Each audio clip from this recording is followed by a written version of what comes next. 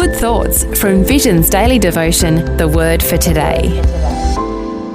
In 2 Kings 3 verse 11 we read, Elisha, the son of Shaphat, poured water on the hands of Elijah.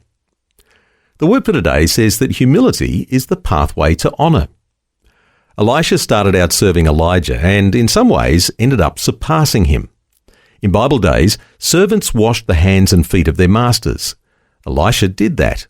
He began with the humble task of pouring water on Elijah's hands and ended up receiving Elijah's mantle and using it to supernaturally part the waters of the River Jordan. For years he cooked meals, washed clothes, and he set up Elijah's tent. But when Elijah went to heaven, Elisha received a double portion of his spirit and ended up working twice as many miracles as Elijah. There's an important lesson here. If you enter the service of the Lord wanting to start at the top, you'll fail. Why? Because the only promotion that matters comes from the Lord. Knowing his time on earth was limited, Paul put in place a succession plan for his ministry. If you're wise, you'll do the same. Speaking to Timothy, his designated successor, he wrote in 2 Timothy 2 verse 24, "And the servant of the Lord must not strive, but be gentle to all men."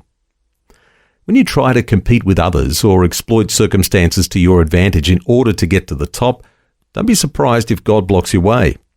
When Peter started in ministry, he was like a racehorse that hadn't been trained, highly strung, impulsive and ambitious.